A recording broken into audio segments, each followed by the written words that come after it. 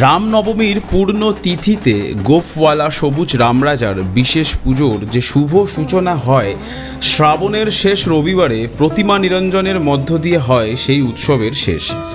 দীর্ঘ 1 বছর অপেক্ষায় কাটানোর পর তাই আজ 11ই অগস্ট এই বিশাল জনসমুদ্রেই গা ভাসালাম। প্রতি বছরের মতোই রীতি অনুযায়ী সর্বপ্রথম থাকে মা চণ্ডীর রূপস্বরূপ ইছাপুরের মা সৌম্যচণ্ডী বা শমীচণ্ডী। তারপরেই থাকে পুরাতন বা আদি নবনারী এবং নতুন নবনারী, আর সর্বশেষ থাকে সদলবলে শ্রী রামরাজা। চন্দননগরের জগদ্ধাত্রী ভাসান ছাড়াও আমাদের হাওড়াতেও রাম বিজয় উপলক্ষে যে এত মানুষের ভিড় হতে পারে বলে এই ধারণা বিগত কয়েক বছর আগে থেকেই আমার হয়ে গেছে। তাই আর সাথে দেবলীনাকে নিয়ে আসার রিস্ক পাইনি। দুপুরের খাওয়া মিটিয়ে 3 মূর্তি মানে আমি, রাকেশ আর অঞ্জন চলে এসেছিলাম একদম নতুন রাস্তার মোড়ে। বিভিন্ন স্বেচ্ছাসেবী কমিটি থেকে এই বিশেষ দিনে বিতরণ করা হয় জল, শরবত, মিষ্টি আরও নানান কিছু। এই নিরঞ্জন শোভাযাত্রা উপলক্ষে সারা রাস্তায় বিশাল পুলিশ বাহিনী, অ্যাম্বুলেন্স, দমকল সর্বদা উপস্থিত থাকে।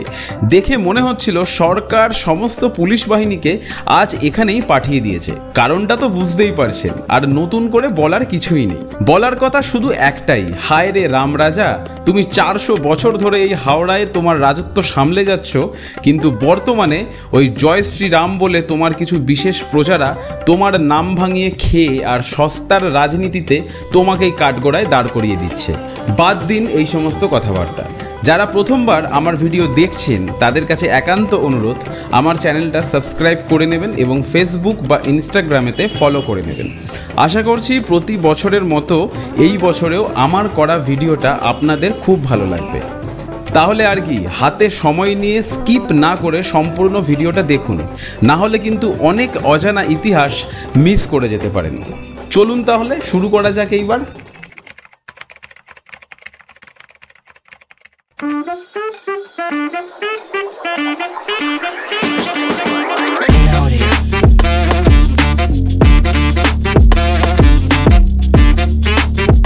ইছাপুরে মা শমীচণ্ডী বারোয়ারির সদস্যদের উন্মাদনা আর উচ্ছ্বাসটা ছিল একেবারে চরমে, যা সত্যি দেখার মতো। এই বছরের ভাসানের সমস্ত ব্যঞ্জোর আইকনিক প্যার কা তোফা তেরা গানটায় কাকার নাচটা দেখুন একবার।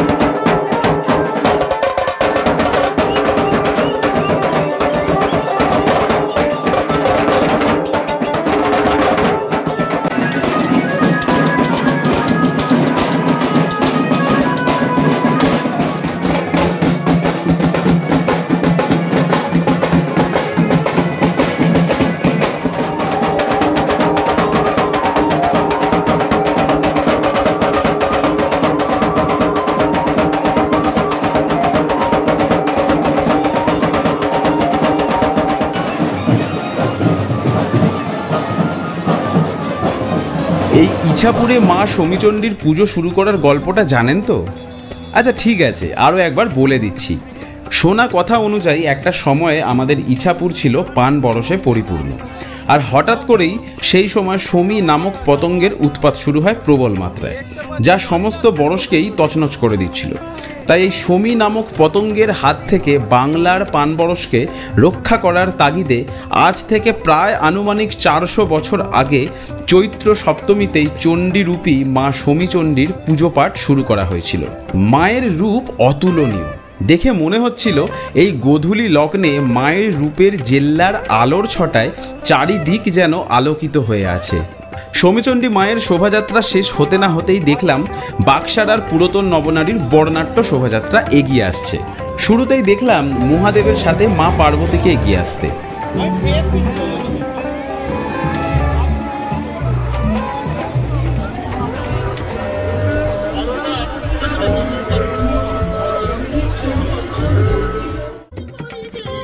দেখলাম একটা ডান্স গ্রুপ সহ মা সীতা এবং দশাননকে।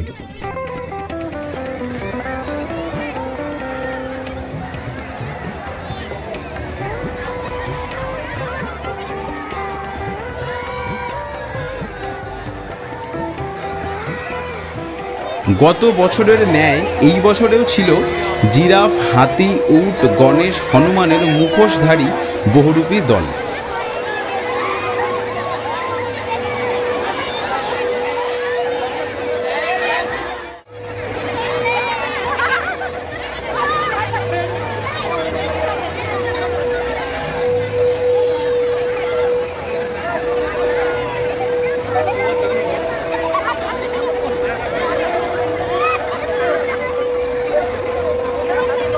হরিনাম সংকীর্তনের সাথে শ্রী চৈতন্যদেবের আলিঙ্গনরত জগন্নাথ মহাপ্রভুর মূর্তিটা জাস্ট অসাধারণ ছিল।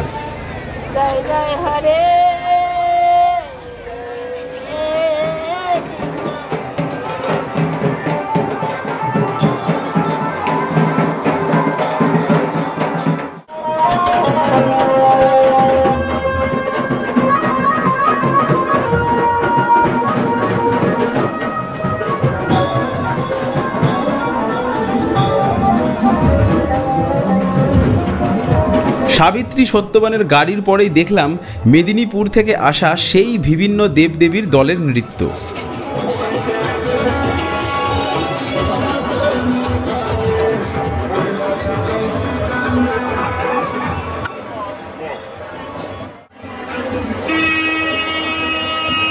চোখে পড়ল বাচ্চা মেয়েদের আরও একটি ডান্স গ্রুপকে।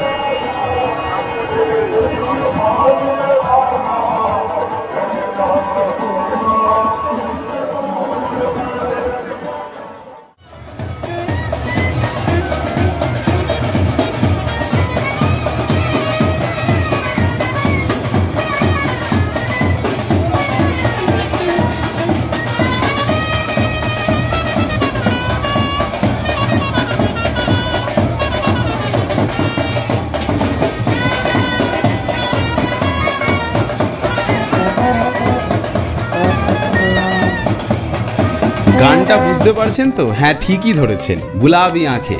এই সমস্ত ইংলিশ বাজনা ছাড়া বহু প্রাচীন এই রাম বিজয় সত্যি যেন অসম্পূর্ণ রয়ে যায়। চন্দননগরের আদলে এই কমিটির নতুন লাইটের গেটগুলো বেশ নজরকাড়া।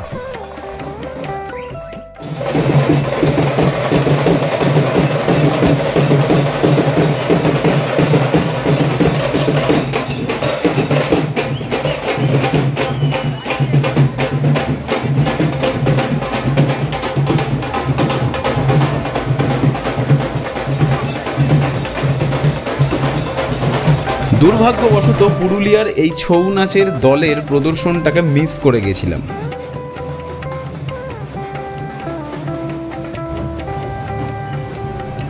লাল হলুদ শাড়িতে মেয়েদের এই বিশেষ ঢাকি দলের বাজনা খুব ভালো লাগলো।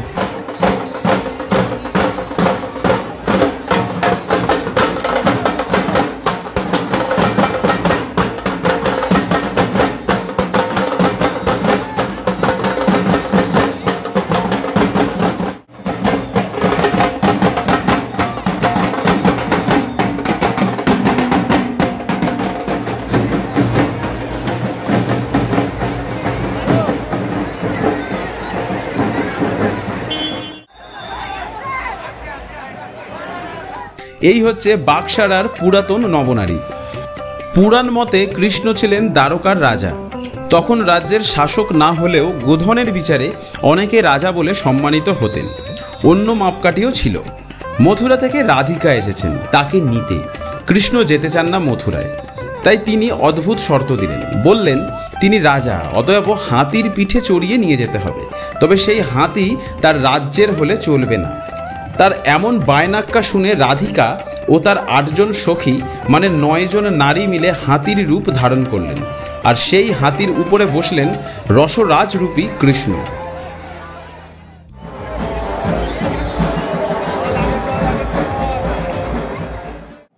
শোভাযাত্রা শেষ হতেই দেখলাম নতুন নবনারী কুঞ্জর শোভাযাত্রা এগিয়ে আসতে। শুরুতেই ছিল শ্রী হরি।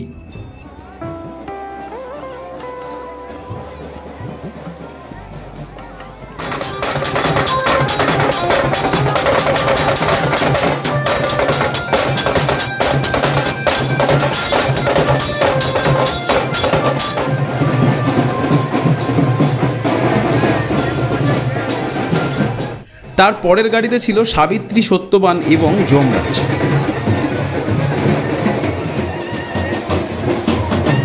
রাম তেরি গঙ্গা ম্যালি ছবির এক রাধা এক মীরা গানটা দারুণ শুনলাম, আহা।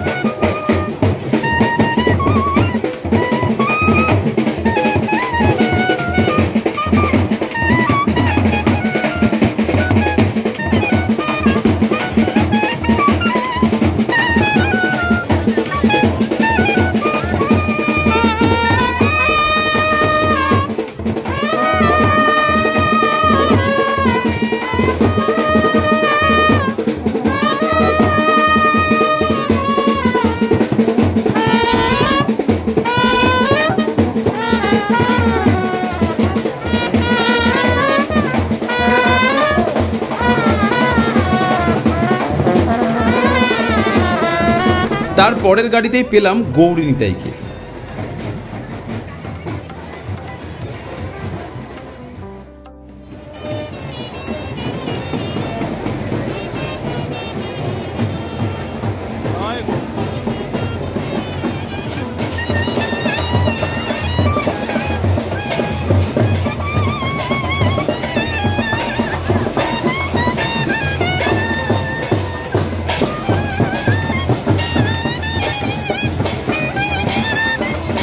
নবনারী নিয়ে গল্পটা একটু আগেই আপনাদের সাথে আলোচনা করলাম, তাই ভিডিওর শুরুতেই বলেছিলাম স্কিপ করবেন না, নাহলে মিস হয়ে যেতে পারে।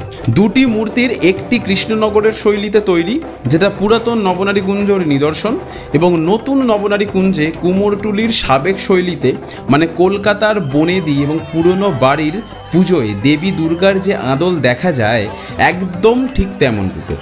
এটা হচ্ছে আমাদের নতুন নবনারীর প্রতিমা। রাধিকা ও তার 8 জন সখী ললিতা, বিশাখা, চিত্রলেখা, চম্পকলতা, তুঙ্গবিদ্যা, ইন্দুলেখা, রাঙাদেবী ও সুদেবী সব মিলিয়ে 9 জন নারী একযোগে কুঞ্জর বা হাতির রূপ ধারণ করেছেন, তাই তারা আজ নবনারী। আর সেই হাতির আরোহী হলেন শ্রীকৃষ্ণ। এখানে তার নাম রসরাজ। যারা এই সব নিয়ে চর্চা করেন তাদের মতে এই 9 জন নারী হলেন আদতে 9টি রসের প্রতীক।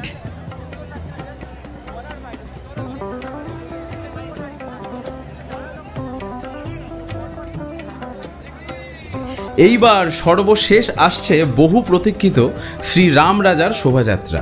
প্রথমেই ছিল রং বেরঙের সার্ফি লাগানো ডিজের গাড়ি।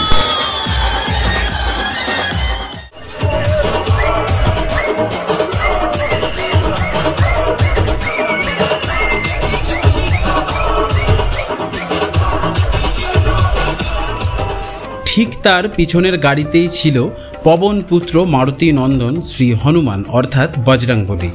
তবে আমার ব্যক্তিগত মত অনুযায়ী এই বছরের থেকে গত বছরের সাজানোটা আরও বেশি ভালো ছিল।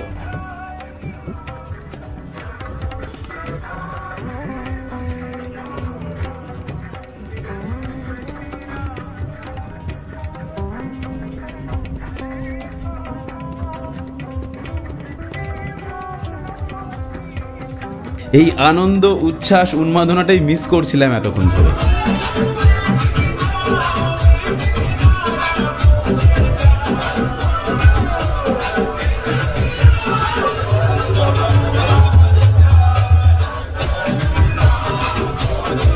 এই বছরে রাম রাজার শোভাযাত্রাতেও চোখে পড়লো বেশ অনেকগুলোই চন্দননগরের ন্যায় সুবিশাল লাইটের গেটগুলো, যা এক কথায় দারুণ লাগছিল।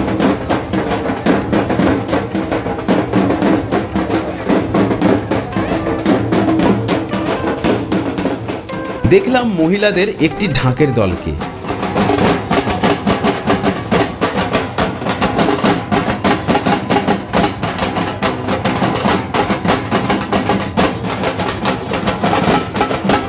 লাইটের গেটগুলো কিন্তু সত্যিই খুব ভালো করেছে।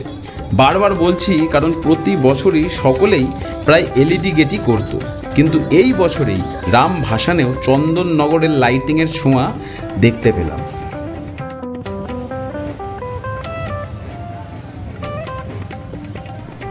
নারায়ণের বামন অবতারের গাড়ির পরেই দেখলাম এই বছরের আরও এক শ্রেষ্ঠ আকর্ষণ ছোট ছোট মেয়েদের রংপার ডান্স গ্রুপ।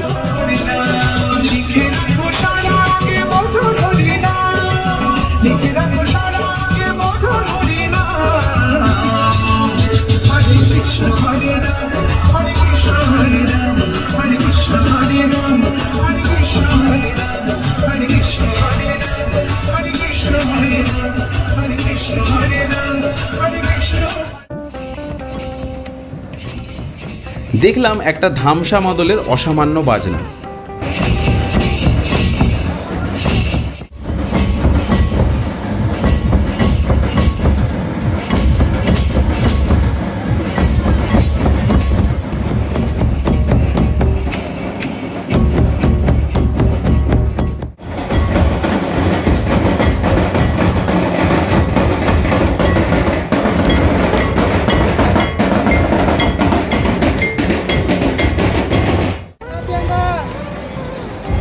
যমরাজের গাড়ির পিছনেই দেখলাম সুবিশাল এক রথ। দেখে একটু অবাক হয়েছিলাম, কিন্তু তারপরে দেখলাম রথের মাঝে লেখা আছে সুমিন্ত্রা দেবী ট্রাস্ট। এই সুমিন্ত্রা দেবী ট্রাস্টের বিশাল মাতারানীর নিরঞ্জন শোভাযাত্রার ভিডিও আমার চ্যানেলে আপলোড করা আছে। যারা এখনও দেখেননি মনে করলেই একবার গিয়ে দেখে আসতেই পারেন। আসলে রামরাজার জন্য সুমিন্ত্রা দেবী ট্রাস্ট থেকে এই বিশাল আইটেমটা স্পন্সর করা হয়েছিল, আর এটাই হচ্ছে এই সম্পূর্ণ শোভাযাত্রার মধ্যে সব থেকে শ্রেষ্ঠ আকর্ষণ। কেন বলছি নিজেরাই দেখে নিন। নৃত্য প্রদর্শনের মাধ্যমে শ্রী রাম, সীতা, বজরংবলী এবং অযোধ্যার ছোট্ট রামচন্দ্রকে তুলে ধরার উপস্থাপনাটা একেবারে অসাধারণ ছিল।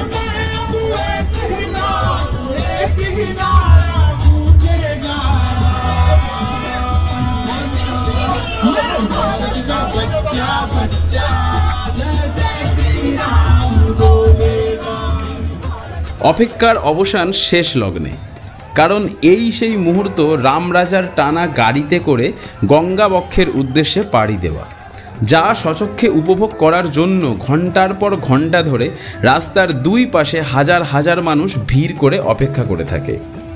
এই রাম পুজোর ইতিহাস সম্পর্কে এখানে আর কিছু বললাম না।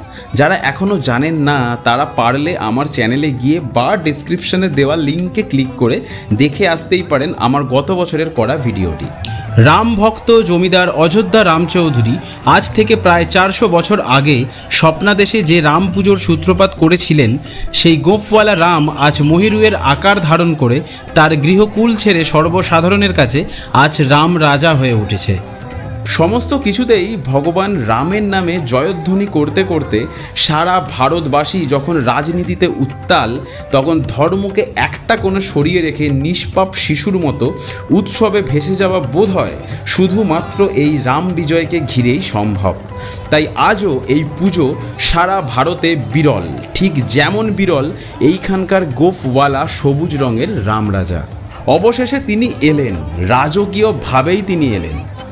আশা করি Howrah police, Howrah corporation, fire brigade, CSC, Howrah traffic police এবং বিভিন্ন অপটিক্স ফাইবার ব্রডব্যান্ড কোম্পানিগুলোর সকলের সহযোগিতায় বিসর্জন খুব সুন্দরভাবেই সম্পূর্ণ হয়েছে। অপেক্ষার দিন গোনা শুরু, আসছে বছর আবার হবে। 2025-এর রামনবমীর জন্য আবার প্রতীক্ষায় থাকবে গোটা হাওড়াবাসী।